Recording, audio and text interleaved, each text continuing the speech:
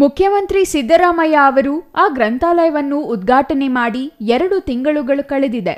ಆದರೆ ಆ ಗ್ರಂಥಾಲಯದಲ್ಲಿ ವಿದ್ಯಾರ್ಜನೆಗೆ ಮಾತ್ರ ಇನ್ನೂ ಅವಕಾಶ ಸಿಕ್ಕಿಲ್ಲ.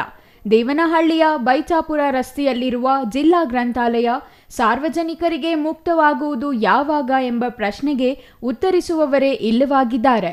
ಜಿಲ್ಲಾ ಉಸ್ತುವಾರಿ ಹೊತ್ತಿರುವ ಸಚಿವ ಕೆಎಚ್ ಮುನಿಯಪ್ಪ ಅವರು ಈ ಗ್ರಂಥಾಲಯ ವಿಚಾರವಾಗಿ ಮೌನ ವಹಿಸಿರೋದು ಮಾತ್ರ ಸಾಹಿತ್ಯಾಭಿಮಾನಿಗಳಲ್ಲಿ ತೀವ್ರ ಬೇಸರ ಮೂಡಿಸಿದೆ. 1.80 ಕೋಟಿ ವೆಚ್ಚದಲ್ಲಿ ನಿರ್ಮಾಣವಾಗಿರುವ ಗ್ರಂಥಾಲಯ ಮೇಲ್ವಿಚಾರಣೆ ಮಾಡೋಕ್ಕೂ ಯಾರೂ ಇಲ್ಲವಾಗಿದ್ದಾರೆ.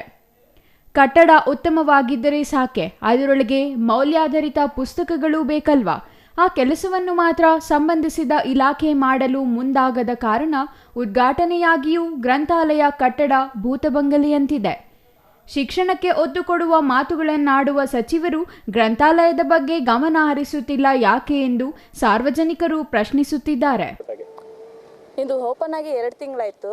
ಬಟ್ ಓಪನ್ ಆಗಿ 2 ತಿಂಗಳಾಗಿನೂ ಅವರು ಲಾಕಲ್ಲೇ ಐತೆ, ಅದು ಓಪನ್ ಆಗ್ತಾಯಿಲ್ಲ. ಒಳಗಡೆ ಬುಕ್ಸ್ ಇಲ್ಲ, ಅದರಲ್ಲಿ ಮಕ್ಕಳು ಬರ್ತಾ ಇದ್ದಾರೆ ಹೋಗ್ತಾ ಇದ್ದಾರೆ. ಇಲ್ಲಿ ತುಂಬ ಸತಿ ನಾನು ನೋಡಿದ್ದೀನಿ, ಪಾರ್ಕ್ ಹತ್ರ ಬಂದಾಗ ತುಂಬ ಸತಿ ಬಂದಾಗೂ ಮಕ್ಕಳು ಇಲ್ಲಿ ಬಂದು ತಿರ್ಗಾ ರಿಟರ್ನ್ ಹೋಗಿದ್ದಾರೆ.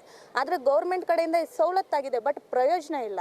ಅದರಲ್ಲಿ ಬುಕ್ಸ್ ಇಲ್ಲ, ಬಟ್ ಓದೋದಕ್ಕೆ ಮಕ್ಕಳು ಬಂದು ವಾಪಸ್ ಹೋಗ್ತಾ ಇದ್ದಾರೆ. ಇಷ್ಟು ಅನುಕೂಲ ಮಾಡಿಬಿಟ್ಟು ಅದರಲ್ಲಿ ಓದೋಕ್ಕೆ ಪ್ರಯೋಜನ ಆಗಿಲ್ಲ ಅಂದರೆ ಇನ್ನೇನಕ್ಕಿದು ಅನನುಕೂಲ ಆಗಿಬಿಡ್ತು. ಏನಂದರೆ ಮಾಡಿದ್ದಾರೆ, ಅದನ್ನ ಎಲ್ಲ ಮಕ್ಕಳಿಗೋಸ್ಕರ, ಬಡವ ಮಕ್ಕಳಿದ್ದಾರೆ, ವಿದ್ಯಾಭ್ಯಾಸ ಮುಖ್ಯ. ಇವಾಗ ವಿದ್ಯಾಭ್ಯಾಸಕ್ಕೋಸ್ಕರ ಮಾಡಿದ್ದಾರೆ.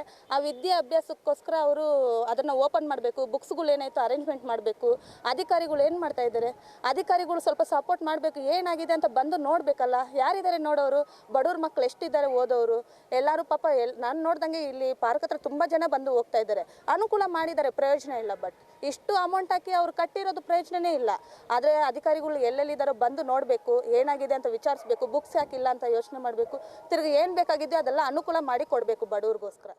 ಸಚಿವರ ಭರವಸೆಗಳು ಕೇವಲ ಭಾಷಣ ಮಾತ್ರ ಸೀಮಿತವಾಗಿದ್ದು ಶಿಕ್ಷಣಕ್ಕೆ ಒತ್ತು ನೀಡುತ್ತಿಲ್ಲ ಎಂಬುದು ಪ್ರಜ್ಞಾವಂತರ ಆರೋಪವಾಗಿದೆ. ಬೆಂಗಳೂರು ಗ್ರಾಮಾಂತರ ಜಿಲ್ಲೆಯ ಗ್ರಂಥಾಲಯ ಇಲಾಖೆ ಅಧಿಕಾರಿಗಳು ಇದಕ್ಕೂ ತಮಗೂ ಸಂಬಂಧವೇ ಇಲ್ಲ ಎನ್ನುವಂತೆ ವರ್ತಿಸುತ್ತಿರೋದು ಮಾತ್ರ ವಿಪರ್ಯಾಸ. ಅನಾಥವಾಗಿ ಬಿದ್ದಂತಿರುವ 3 ಅಂತಸ್ತಿನ ಗ್ರಂಥಾಲಯ ಕಟ್ಟಡ ಮೋಜು ಮಸ್ತಿ ಮಾಡೋರಿಗೆ ಅನುಕೂಲವಾಗಿದೆ ಎಂಬುದು ಪ್ರಜ್ಞಾವಂತರ ಆಕ್ರೋಶವಾಗಿದೆ. Satish Kumar ji, CTV news, Devanahalli.